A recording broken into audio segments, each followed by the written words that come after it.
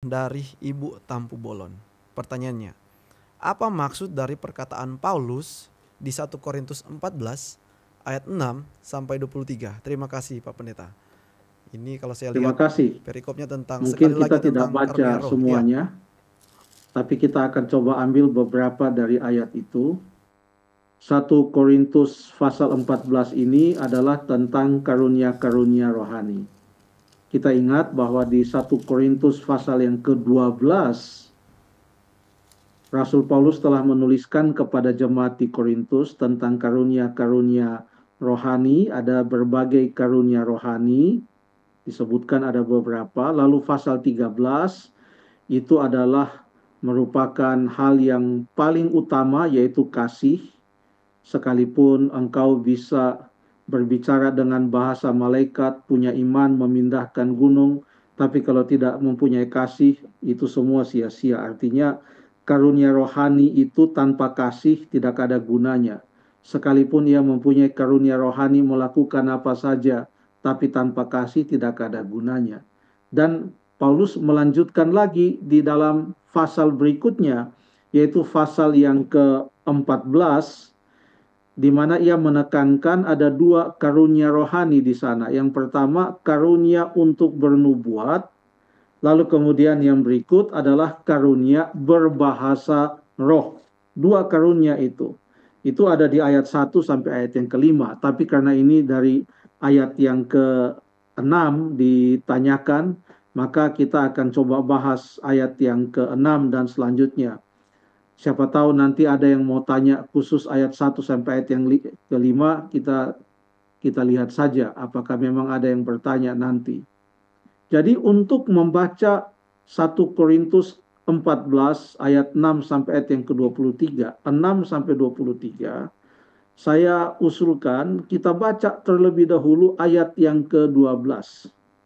Tolong dibacakan ayat yang ke-12, 1 Korintus 14 ayat yang ke-12. 1 Korintus 14 ayat yang ke-12.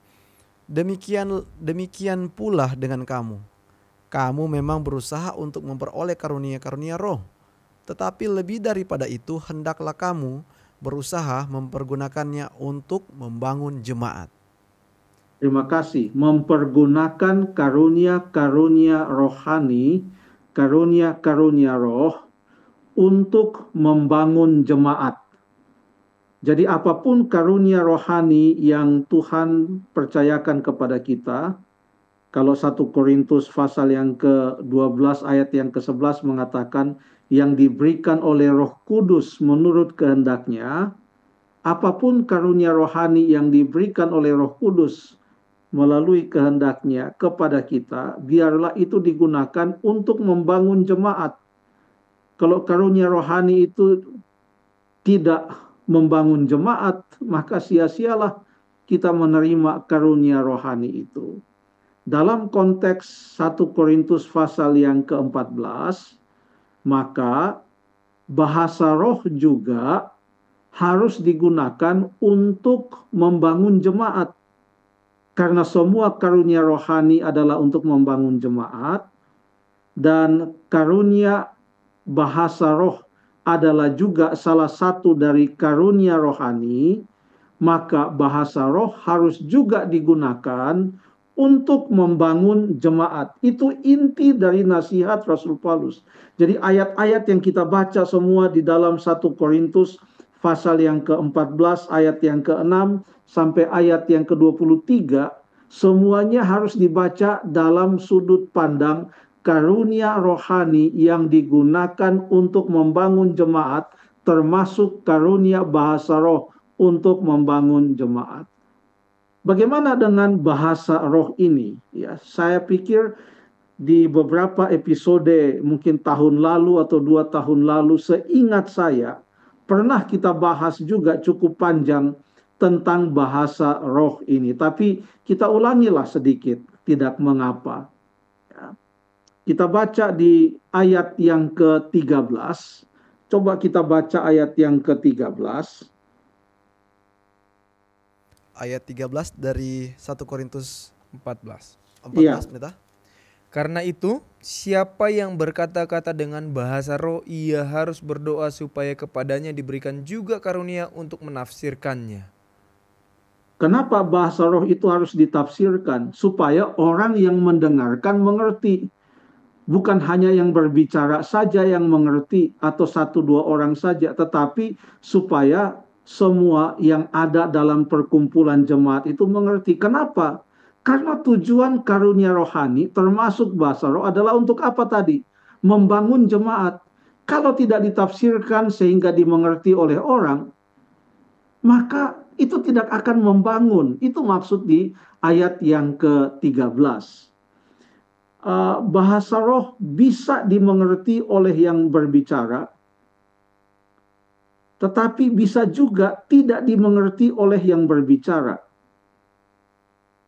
Contohnya, kita baca ayat yang ke-13 sekali lagi, supaya kita memahami maksud pernyataan tadi. Ayat yang ke-13. Karena itu, ya, siapa yang berkata-kata dengan bahasa roh, ia harus berdoa, supaya kepadanya diberikan juga karunia untuk menafsirkannya. jadi bisa saja dia berbicara dalam bahasa roh, dan orang lain yang mengerti bahasa itu tahu, tetapi yang berbicara ini tidak mengetahui arti dari apa yang dia bicarakan, sehingga dia dikatakan berdoa juga supaya dapat karunia yang lain, yaitu karunia menafsirkan apa yang dia sampaikan. Kita boleh baca contohnya di Kisah pasal yang kedua. Kisah pasal yang kedua pada hari Pentakosta, pada waktu Roh Kudus dicurahkan seperti lidah-lidah api, maka para rasul itu dikuasai oleh Roh Kudus dan mereka bisa berbicara bahasa-bahasa yang lain yang dimengerti oleh sekian banyak orang yang hadir pada saat itu. Ada berapa bahasa kira-kira? Berapa kelompok bahasa lokal atau dialek yang diucapkan oleh mereka? Coba kita baca di ayat 9 dan ayat 11, Kisah pasal yang kedua. Ayat 9, kita orang Partia, Media, Elam, penduduk Mesopotamia, Yudea dan Kapadokia, Pontus dan Asia, Frigia dan Pamfilia, Mesir dan daerah-daerah Libya yang berdekatan dengan Kirene, pendatang-pendatang dari Roma, baik orang Yahudi maupun penganut agama Yahudi, orang Kreta dan orang Arab. Kita mendengar mereka berkata-kata dalam bahasa kita sendiri tentang perbuatan-perbuatan besar yang dilakukan Allah. Terima kasih. Pada saat itu Roh Kudus berikan kemampuan kepada para rasul untuk berbicara bahasa selain dari bahasa Aramaik atau bahasa Ibrani yang mereka biasa gunakan sehari-hari, atau yang mereka banyak juga yang mengerti bahasa Yunani pada saat itu. Dan mereka bisa pada saat itu pun tanpa mereka melalui sekolah atau belajar dikaruniakan kemampuan untuk berbicara dalam bahasa-bahasa yang disebutkan daftarnya tadi. Orang-orang itu dari mana saja. Ada dialek-dialek setempat yang mereka bisa ucapkan dan itu membawa ketakjuban dan keheranan.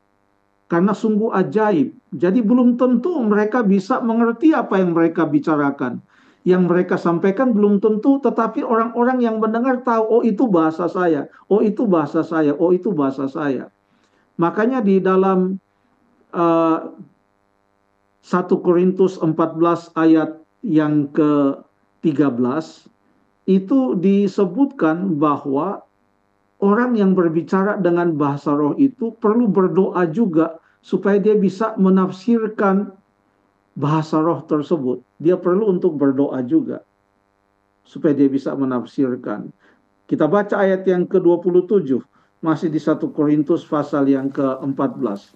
Ayat yang ke-27 mengatakan, jika ada yang berkata-kata dengan bahasa roh, biarlah 2 atau sebanyak-banyaknya 3 orang seorang demi seorang, dan harus ada orang lain yang menafsirkannya. Kenapa orang lain yang menafsirkan? Karena bisa saja yang membicarakan itu, yang mengucapkan bahasa roh itu tidak memahami, seperti yang terjadi di dalam Kisah pasal yang kedua.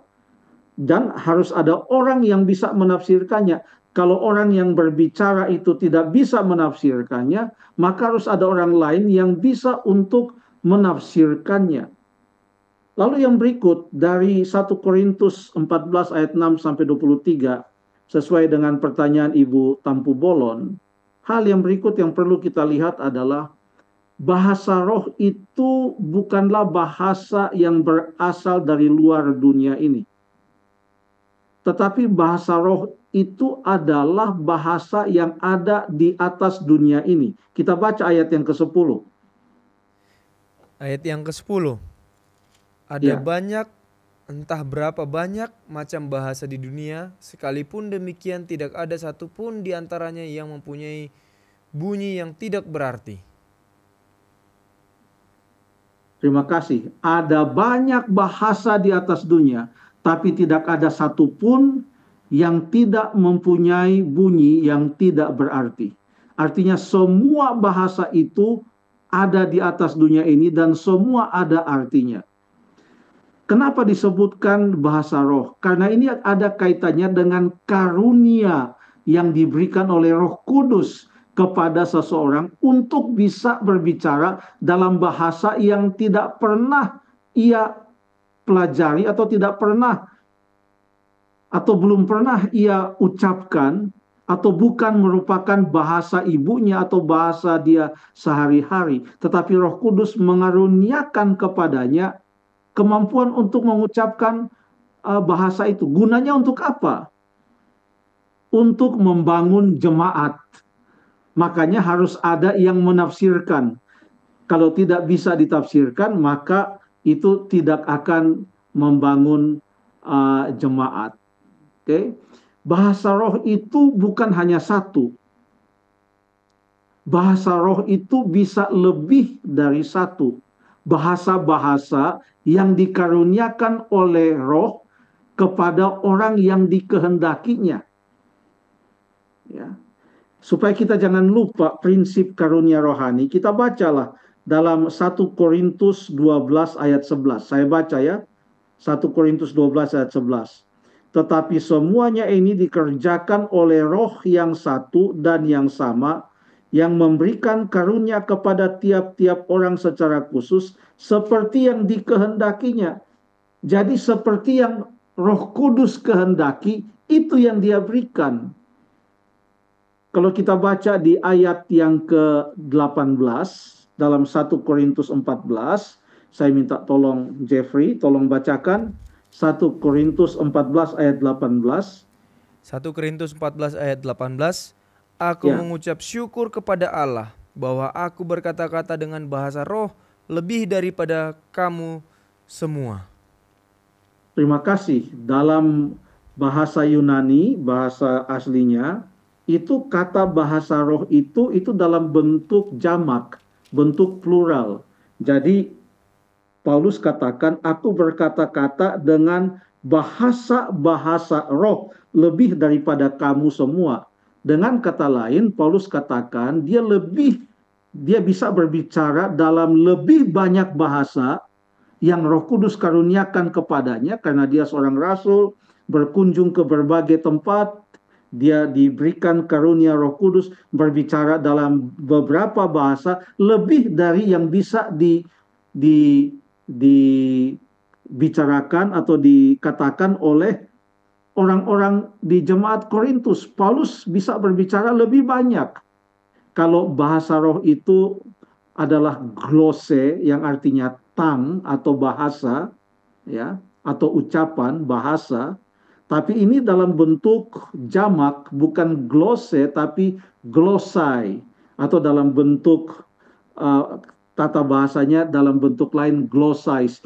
Intinya adalah ini adalah jamak. Jadi bahasa roh itu ternyata bukan cuma satu. Bahasa roh itu banyak. Karena di atas dunia ini ada banyak bahasa dan terserah kepada kehendak Roh Kudus bahasa apa yang Dia mau karuniakan kepada seseorang dalam waktu yang tepat dengan tujuan untuk membangun jemaat, dengan tujuan untuk membawakan kabar baik tentang keselamatan. Roh Kudus akan memberikan pada waktunya salah satu atau dua atau tiga dari bahasa-bahasa kepada orang yang Ia kehendaki Ia mau karuniakan bahasa itu. Bahasa roh juga dalam ulasan atau ayat-ayat di 1 Korintus 14 ayat 6 sampai ayat yang ke 23 itu digunakan juga di dalam doa. Karena konteks dari 1 Korintus 14 ini adalah konteksnya ibadah bersama, perkumpulan jemaat. Baca ayat yang ke-19. Ayat 19 mengatakan, hanya untuk ilustrasi saja, dikatakan tetapi dalam pertemuan jemaat. Jadi ini ayat tentang pertemuan jemaat. Lagi tidak berbicara tentang berdoa kunci kamar sendiri, tidak. Jadi waktu berbicara tentang doa juga, ini dalam doa di dalam pertemuan jemaat. Ayat 28 juga mengatakan, jika tidak ada orang yang dapat menafsirkan, hendaklah mereka berdiam diri dalam pertemuan jemaat. Semuanya konteksnya adalah kalau lagi berkumpul bersama-sama. Ya, makanya untuk membangun jemaat. Jadi doa pun perlu ditafsirkan atau diterjemahkan supaya orang yang mendengarkan doa itu bisa sama-sama mengatakan amin, mengiyakan, mengaminkan doa tersebut. Diistilahkan oleh Rasul Paulus, berdoa jangan hanya dengan roh, tapi dengan akal budi. Artinya harus bisa dipahami, harus bisa dimengerti. Sebenarnya 1 Korintus 14 ini menyebutkan beberapa unsur ibadah yang ada kaitannya dengan mengucapkan sesuatu. Apa saja unsur ibadah yang ada kaitannya dengan mengucapkan sesuatu, dengan suatu bahasa tertentu. Ayat 5, kita baca ayat yang kelima mengatakan, aku suka supaya kamu semua berkata-kata dengan bahasa roh, tetapi lebih daripada itu supaya kamu bernubuat. Ayat 19, Paulus mengatakan, dalam pertemuan jemaat aku lebih suka mengucapkan 5 kata yang dapat dimengerti untuk mengajar. Jadi bernubuat atau mengajar, itu kan menggunakan bahasa, kata-kata. Itu unsur ibadah yang menggunakan kata-kata. Kalau kita bawa persembahan ke gereja kan kita bawa diam-diam. Kita bawa, itu tidak menggunakan kata-kata. Makanya unsur ibadah membawakan persembahan itu tidak disebutkan di 1 Korintus 14. Ayat 15 juga menyebutkan tentang doa. Aku akan berdoa dengan rohku, tetapi aku akan berdoa juga dengan akal budiku. Karena berdoa itu kan mengucapkan sesuatu. Kalau itu di pertemuan jemaat, supaya jemaat pun mendengarnya. Lalu kemudian apalagi? Menyanyi dan memuji. Ayat 15 mengatakan, aku akan menyanyi dan memuji. Ayat 16 mengatakan, engkau mengucap syukur dengan rohmu saja. Bagaimana orang yang hadir sebagai pendengar dapat mengatakan amin atas pengucapan syukurmu, pengucapan syukur atau bersaksi. Jadi inilah komponen-komponen ibadah yang menggunakan ucapan atau kata-kata atau bahasa. Mengajar, berdoa, bernyanyi dan memuji, mengucap syukur dan bersaksi. Kalau itu diucapkan dalam satu bahasa tertentu, biarlah diusahakan supaya itu diterjemahkan, supaya semua jemaat bisa dibangun, bisa membangun jemaat.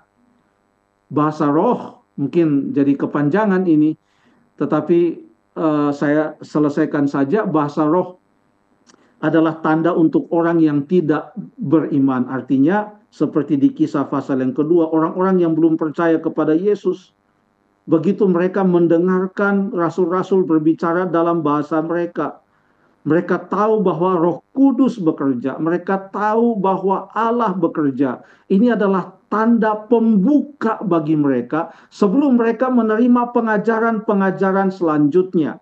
Tetapi nubuat itu, nubuat, demikian kata ayat yang ke-21 dan 22, nubuat itu adalah tanda untuk orang-orang yang sudah percaya. Kenapa? Mereka tidak perlu lagi mendapatkan bukti bahwa kehebatan Roh Kudus bisa memberikan karunia berbahasa dalam bahasa-bahasa lain.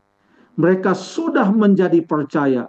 Sekarang yang mereka perlukan adalah nubuat, pengajaran, belajar Alkitab lebih dalam lagi. Itu adalah tanda untuk orang-orang yang sudah percaya. Ya, sudah percaya. Jadi demikianlah sedikit tentang bahasa roh. Nampaknya hanya itu bahagian yang bisa kita bahas karena masih ada bahagian-bahagian lain. Tetapi sehubungan dengan pertanyaan Ibu Tampu Bolon itu yang bisa kita sampaikan. Terima kasih.